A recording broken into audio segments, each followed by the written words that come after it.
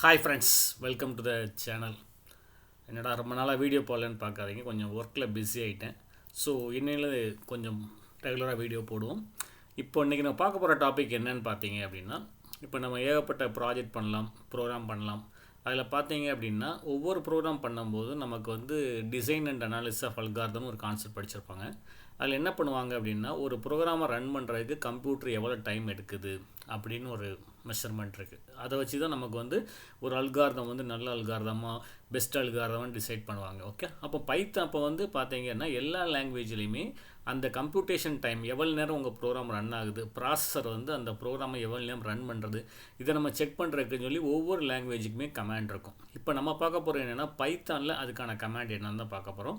So பைத்தானில் ஒரு ரெண்டு command use பண்ணுறாங்க. டைம்னு ஒரு ஃபங்க்ஷன் யூஸ் பண்ணுறாங்க, இன்னொன்று வந்து ப்ராசஸ் அண்டர்ஸ்கோர் டைம். இந்த ரெண்டு மெத்தடை யூஸ் பண்ணுறாங்க.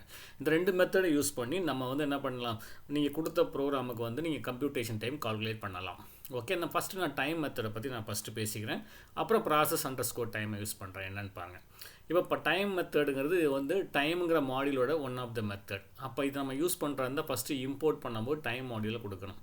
இந்த டைம் மெத்தட் என்ன பண்ணும் அப்படின்னா, ரிட்டர்ன்ஸ் த டைம் சொல்லி டைமை ரிட்டர்ன் பண்ணும். பாருங்கள், the method returns a float value which represents the time in seconds since the epoch. So என்னென்னா, நீங்கள் வந்து 1970 ஜனவரி 1லேருந்து இப்போ வரைக்கும் உள்ள டைமை மெஷர் பண்ணி டைமை நமக்கு வந்து ஃப்ளோட் வேல்யூவை ரிட்டர்ன் பண்ணும் அப்படிங்கிறாங்க. ஓகே, இதோட சின்டாக்ஸ் என்னென்னு பார்த்தீங்கன்னா, time.timeனு கொடுத்தாலே போதும். இதுக்கு எந்த பேராமீட்டரையும் பாஸ் பண்ண அவசியமே இல்லை.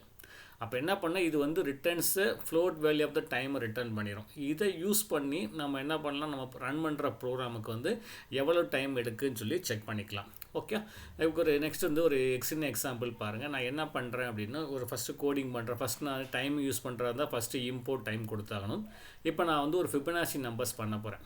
ஃபிபனாச்சி நம்பரை நான் பிரிண்ட் பண்ண போகிறேன். ஒரு 10 ஃபிபனாச்சி நம்பரை பிரிண்ட் பண்ணணும்னு நினைக்கிறேன். இப்போ நம்ம பார்த்தீங்க அப்படின்னா, எனி ப்ரோக்ராம், ஏதாவது ப்ரோக்ராமுக்கு வந்து நம்ம வந்து ஒரு கம்ப்யூட்டேஷன் டைம் கண்டுபிடிக்கணும், இல்லை எவ்வளோ நேரம் ரன் ஆகுதுன்னு செக் பண்ணணும் அப்படின்னா, நமக்கு வந்து எங்கே கண்டுபிடிக்கணுங்கிற முடிவு பண்ணணும். நமக்கு ஒரு ப்ரோக்ராம் எடுத்துக்கிட்டிங்கன்னா, இன்புட் இருக்குது, அதுக்கு அடுத்தபடியாக ப்ராசஸ் இருக்குது, அவுட்புட் இருக்குது. இன்புட்டுக்கும் அவுட்புட்டுக்கும் மேக்ஸிமம் யூஸ் பண்ணக்கூடாது. ப்ராசஸ்ன்னு கம்ப்யூட்டேஷன் டைம் கால்குலேட் பண்ணக்கூடாது. ஏன்னா இன்புட்டுங்கிறது வந்து நீங்கள் கொடுக்குற இன்புட்டை பேஸ் பண்ணி ஒர்க் பண்ணும். நீங்கள் இன்புட்டே கொடுக்கலன்னா அந்த டைம் வேஸ்ட் ஆகிட்டு இருக்கும். அதுவும் அவுட்புட் காமிக்கும் போது நம்ம அதை யூஸ் பண்ண அவசியம் இல்லை, ப்ராசஸ்க்கு மட்டும்தான் யூஸ் பண்ணணும். அதனால் இந்த டைம் ஃபங்க்ஷனை எப்படி நான் ப்ராசஸ்க்கு யூஸ் பண்ணுறேன், ஃபிபனாச்சி நம்பருக்கு எப்படி யூஸ் பண்ணுறேன். எனக்கு இங்கே இன்புட் அப்படின்னு பார்த்தீங்கன்னா, A=-1 B=1ன்னு கொடுத்தாச்சு. ஸோ இந்த ரெண்டு தான் இன்புட். இப்போ நான் என்ன பண்ணுறேன், time.time கொடுக்குறேன். அப்போ இந்த time.time என்ன பண்ணுன்னா, இப்போ என்ன டைம் அப்படிங்கிறத இந்த ஸ்டார்ட்டுங்கிற வேரியபிளில் போய் ஸ்டோர் பண்ணிடும். இதுக்கப்புறம் அதுக்கான ப்ராசஸ் நான் பண்ணியிருக்கேன். For i in range of 10ன்னு கொடுத்துருக்கேன்னா, உங்களுக்கே தெரியும், ஃபார் i in rangeனா 0லேருந்து 9 வரைக்கும் ஒர்க் ஆகும். அப்போ ஆட்டோமேட்டிக்காக நீங்கள் என்ன பண்ணுறீங்க, 10 ஃபிபனாச்சி நம்பர்ஸ் நம்ம பிரிண்ட் பண்ண போகிறோம். ஃபிபனாச்சி A+B கொடுத்தாச்சு. நான் பிரிண்ட் ஃபிபனாச்சி A=B B=FIB இந்த கமாண்ட் உங்களுக்கே தெரியும். ஸோ சேம் கோடிங் தான் யூஸ் பண்ணியிருக்கேன். இப்போ எனக்கு இந்த ப்ராசஸ் தான் நம்ம கால்குலேட் பண்ணணும். அப்போ நான் ஸ்டார்ட் பண்ணிட்டேன். அதுக்கப்புறம் இந்த ஃபுல்லாக முடிச்சதுக்கப்புறம் அதை ஸ்டாப் பண்ணிடுறேன். அப்போ என்ன, ஆட்டோமேட்டிக்காக ஸ்டார்டிங்கில் ஒரு டைம் வரும், ஸ்டாப்பில் ஒரு டைம் வரும். இந்த ரெண்டுக்குள்ள டிஃபரன்ஸ் தான் நமக்கு வந்து எனது கம்ப்யூட்டேஷன் டைம் சொல்லி எடுத்துக்கலாம். அதுக்கு நான் என்ன பண்ணுற பாருங்கள், பிரிண்ட்டில் வந்து execution time stop minus start in செகண்ட்ஸும் கொடுத்தாச்சு. இப்படி கால்குலேட் பண்ணிக்கலாம். இது ஒரு ஒன் ஆஃப் த மெத்தட் அப்படின்னு சொல்கிறாங்க. ஓகே, இதுக்கு நான் டெமான்ஸ்ட்ரேஷன் பாருங்கள். அதுக்கு இன்னொரு கமாண்ட் முன்னாடி பார்த்துருவோம், time.sleepனு ஒரு கமாண்ட் இருக்குது. இந்த கமாண்ட் என்ன பண்ணும் அப்படின்னா, இப்போ நீங்கள் வந்து ஒரு ப்ரோக்ராம் ரன் ஆகிட்டே இருக்குது, ரன் பண்ணிகிட்டே இருக்கும்போது எனக்கு வந்து ப்ராசஸர் வந்து எனக்கு பிஸியாக ரன் ஆகிட்டு இருக்கு, அந்த ப்ராசஸரை வந்து கொஞ்சம் ஐடியலாக வைக்கலாம், கொஞ்சம் ஃப்ரீயாக விடலாம் அப்படின்னா ஸ்லீப் கமாண்ட் யூஸ் பண்ணலாம். time.sleepன்றது ப்ராக்கெட் வந்து SEC செகண்ட்ஸ். நீங்கள் ப்ராக்கெட்டுக்குள்ளே என்ன வேல்யூ கொடுக்கீங்களோ அந்த வேல்யூ அத்தனை செகண்ட்ஸ் வந்து ப்ராசஸரை ஃப்ரீயாக வச்சுக்கலாம். இதுவும் சேம் வந்து one of the method in time module. time.sleep ப்ராக்கெட்டில் செகண்ட்ஸ் கொடுத்துக்கோங்க. இதுக்கு 1 பேராமீட்டர் ரெக்யர்டு. இதோட மெயின் பர்பஸ் பார்த்துக்கோங்க, is use to stop the program execution for time specified. நீங்கள் வந்து ஒரு ப்ரோக்ராமை எக்ஸிக்யூட் பண்ணுறதை ஸ்டாப் பண்ணி வைக்கலாம்.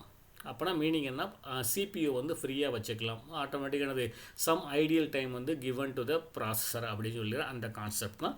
ப்ராக்கெட்டில் நீங்கள் வேல்யூ பாஸ் பண்ணுற வேல்யூ தான் செகண்ட்ஸ், எத்தனை செகண்டுக்கு. நான் ஒரு எக்ஸாம்பிள் கொடுத்துருக்கேன் பாருங்கள், time.sleep of 5 கொடுத்துருக்கேன். மீனிங் என்னது, அந்த ப்ரோக்ராமை 5 செகண்ட்ஸுக்கு ஸ்டாப் பண்ணி வைக்கும்.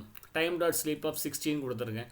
அப்போ 60 செகண்ட் மீனிங் வந்து நமக்கு 1 மினிட்டுக்கு ஸ்டாப் பண்ணி வைக்கலாம். ஸோ இந்த கமெண்டை யூஸ் பண்ணிக்கிறது ஏன்னா டிஃபரன்ஸ் பண்ணுறதுக்காண்டி என்னென்னு பார்க்குறேன். இப்போ நான் கம்ப்ளீட்டாக டெமான்ஸ்ட்ரேஷன் பாருங்கள். சேம் ஃபிபனாச்சி நம்பரை தான் ரைட் பண்ணியிருக்கேன். இம்போர்ட் டைம் கொடுத்துருக்கேன். ஸ்டார்ட் வந்து time.time கொடுத்தாச்சு. in range of அந்த கோடிங் அப்படியே கொடுத்தாச்சு. ஃபிபனாச்சி கொடுத்தாச்சு. பிரிண்ட் பண்ணியாச்சு. a=b b= ஸ்டாப் பண்ணியாச்சு.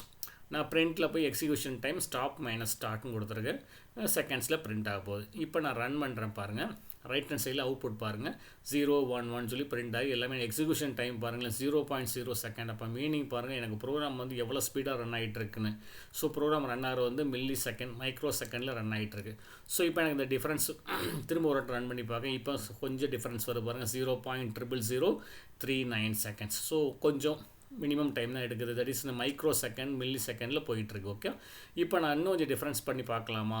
இப்போ இந்த ஸ்லிப் கமாண்டை யூஸ் பண்ணி பார்க்கலாமா? ஸ்லிப் டைம் கொடுத்தோன்னா நமக்கு மீனிங் என்னது? ப்ராசர் ஐடியெல்லாம் பண்ணும். அதுதான் என்ன பண்ணுறேன், time.sleep போட்டு ப்ராக்கெட்டுக்குள்ளே ஒரு வேல்யூ பாஸ் பண்ணுறேன் 2.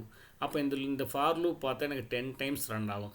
அப்போது நான் ஸ்லிப் ஆஃப் 2 கொடுத்தீங்கன்னா எவ்ரி ஐட்ரேஷனுக்கும் 2 செகண்ட் டிலே வரும். அப்போ 10 டைம் நீங்கள் ரன் பண்ணிங்கன்னா 10 × 2 20 செகண்ட் டிலே வரும். ஓகே, பாருங்கள் ஃபஸ்ட்டு 0 பிரிண்ட் ஆகுது, அப்புறம் 2 செகண்ட்ஸ்க்கு அப்புறம் 1 பிரிண்ட் ஆகுது. ஸோ ஒவ்வொரு வேல்யூ கட்டிலும் 2 செகண்ட்ஸ் எனக்கு டிலே கிடச்சிக்கிட்டே இருக்கும்.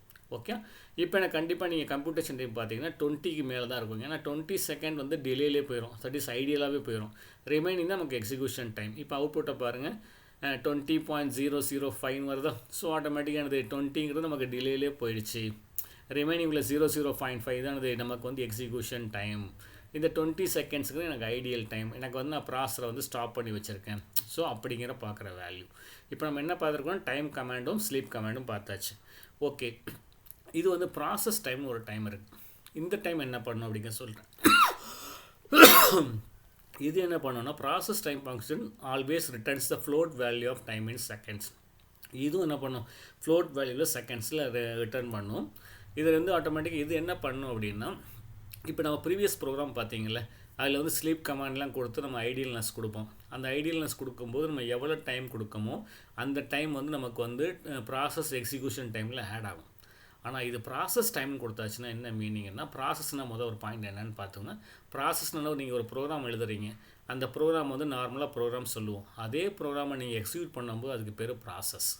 அப்போ அந்த ப்ராசஸ் அந்த ப்ரோக்ராமை ரன் பண்ணுறதுக்கான டைம் தான். அதில் வந்து ப்ராசஸர் ஐடியலாக இருந்தாலோ இல்லை வேறு ஏதாவது வேலையை பண்ணாலும் அந்த டைமை நம்ம அக்கௌண்டபிலிட்டியில் எடுக்கக்கூடாது. ஸோ அதான் ப்ராசஸ் அண்டர்ஸ்கோர் டைம். அதான் பாருங்கள், it returns the user CPU time of the current process. நீங்கள் என்ன ப்ராசஸ் என்ன ப்ரோக்ராம் ரன் பண்ணுறீங்களோ அந்த ப்ரோக்ராமோட CPU எக்ஸிக்யூஷன் டைம் மட்டும்தான் வரும். CPU ஐடியலாக இருந்தாலோ இல்லை ஸ்லீப் கமாண்ட் கொடுத்து ஸ்டாப் பண்ணாலும் அந்த டைம் அக்கௌண்ட்டில் வராது. ஓகே, ப்ராசஸ் இதுக்கு இன்னொரு கமாண்ட் இருக்குது, ப்ராசஸ் அண்டர்ஸ்கோர் டைம் அண்டர்ஸ்கோர் NSன்னு சொல்லுவாங்க. நீங்கள் ப்ராசஸ் அண்டர்ஸ்கோர் டைமில் வந்து உங்களுக்கு என்ன வேல்யூ வந்து செகண்ட்ஸில் வரும். இது நேனோ செகண்ட்ஸில் வேணும். நேனோ செகண்ட் உங்களுக்கு 10⁻⁻⁹. ஏன்னா நம்ம ப்ராசஸரோட ஸ்பீடு வந்து நேனோ செகண்ட்ஸில் இருக்கும். ஓகே, அந்த டைமில் வேணும்னா நேனோ செகண்ட்ஸ் கொடுத்துக்கலாம். ஓகே, இன்னொரு இதில் பார்த்தீங்க அப்படின்னா நீங்கள் ஸ்லீப் கமாண்டை கொடுத்து நம்ம டிலே கொடுத்தாலுமே அந்த டைமை வந்து அக்கௌண்ட்டை எடுக்காது. இதை கரெக்டாக மைண்டில் வச்சுக்கோங்க. அப்போ வந்து எது பெஸ்ட்டுன்னு பார்த்தீங்க அப்படின்னா இதுதான் பெஸ்ட். ஏன்னா இது வந்து உங்கள் ப்ரோக்ராமை அந்த ப்ரோக்ராமை ரன் பண்ணுறதுக்கான டயத்தை எக்ஸாக்டாக நம்ம கையில் கொடுத்துரும். ப்ராசஸர் வந்து ஐடியலாக இருந்தாலோ இல்லை வேறு ஏதோ டாஸ்க்கை பண்ணிட்டு இருந்தாலும் அக்கௌண்ட்டில் வராது. இதை நான் இம்போர்ட் பண்ணுறதுக்கு இம்போர்ட் டைம் கொடுத்தாச்சு.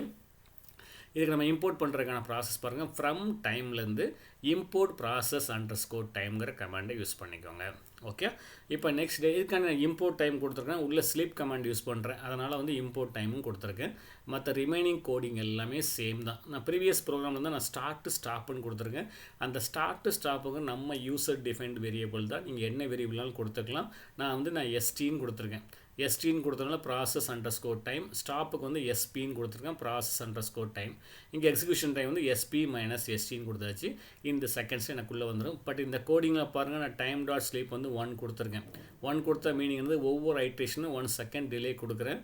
பட் ஆனால் அந்த 1 செகண்ட் டிலே வந்து அக்கௌண்ட்டில் வராது. ஓகே, நெக்ஸ்ட்டு பாருங்கள், இப்போ நான் ரன் பண்ணி காமிக்கேன். சேம் கோடிங் இம்போர்ட் டைம் கொடுத்தாச்சு, ஃப்ரம் இம்போர்ட்டும் கொடுத்தாச்சு. ஓகே, ரிமைனிங் கோடிங் எல்லாமே சேம் தான். ப்ராசஸ் அண்டர்ஸ்கோர் டைம், SP வந்து ப்ராசஸ் அண்டர்ஸ்கோர் டைம் கொடுத்தாச்சு. எல்லா ரிமைனிங் கோடிங்லாம் சேம் தான். இப்போ நான் SP - STயை நான் ரன் பண்ணுறேன். ரன் பண்ணும்போது எனக்கு ஒவ்வொரு வேல்யூ கட்டியில் வந்து 1 செகண்ட் டிலே இருக்கும். ஆனால் அந்த டிலே வந்து அக்கௌண்ட்டில் வராது. அப்போ எக்ஸிக்யூஷன் டைம் மட்டும்தான் நமக்கு அக்கௌண்ட்டில் வரும் பாருங்கள்.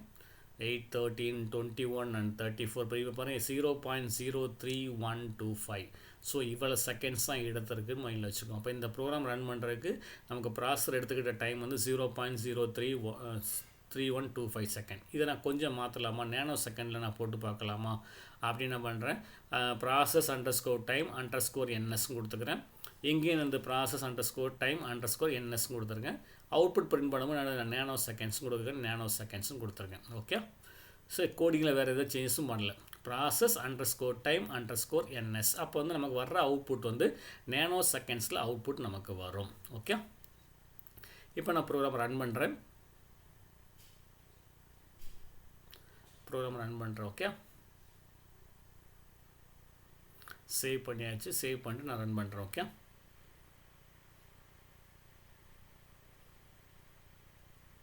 சேம் அவுட்புட் வரும். 0, 1, 1, 2, 3, 5, 8, 13, 21, 34 அந்த அவுட்புட்லாம் வந்துடும். பட் ஒன்றுக்கு இடையில் வந்து 1 செகண்ட் டிலே இருக்கும். அந்த டிலே வந்து நமக்கு வந்து அக்கௌண்ட்டில் ஆட் ஆகாது. ஓகே, இப்போ பாருங்கள் எனக்கு எக்ஸிக்யூஷன் டைம் வந்து 0 நேனோ செகண்ட் வருது.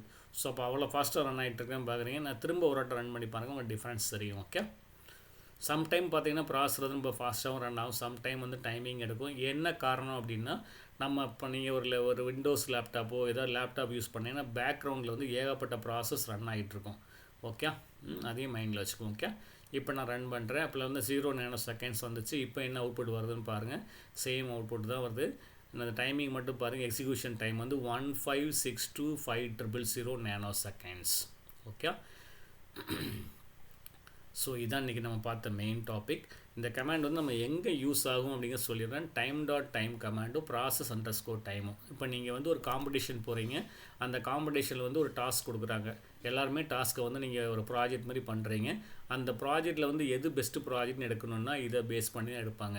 ஸோ எந்த ப்ரோக்ராம் வந்து மினிமம் எக்ஸிக்யூஷன் டைமில் ரன் ஆகுது, அப்படி ரன் ஆனால் தான் அது பெரிய ப்ளஸ் பாயிண்ட். ஸோ அதை பேஸ் பண்ணி பண்ணுவாங்க. ஓகே, அதனால் நீங்கள் வந்து என்ன கமாண்ட் யூஸ் பண்ணலாம்னா time.time யூஸ் பண்ணலாம். அதில் வந்து டிலே டைமும் ஆட் ஆகும். அதே ப்ராசஸ் _time யூஸ் பண்ணிங்கன்னா அது அந்த டிலே டைமில் நமக்கு ஆட் ஆகாது, ஸ்லீப் கமாண்டோட டைமில் ஆட் ஆகாது. ஸோ இதுக்கு வந்து பெஸ்ட்டு மெத்தட் வந்து ப்ராசஸ் _time யூஸ் பண்ணிக்கோங்க. இது வந்து நம்ம ஒவ்வொரு லாங்குவேஜ் படிக்கணும், கண்டிப்பாக தெரிஞ்சிருக்கணும். ஏன்னா நம்ம எந்த லாங்குவேஜ் போனாலுமே அந்த லாங்குவேஜில் இதெல்லாம் நம்ம கால்குலேட் பண்ண முடியும். ஓகே, ஸோ தேங்க்ஸ் ஃபார் வாட்சிங். ஏதாவது டவுட் இருந்தால் send the mail to sschannel786@gmail.com send பண்ணுங்கள். ஸோ தேங்க்ஸ் ஃபார் வாட்சிங். தேங்க்யூ.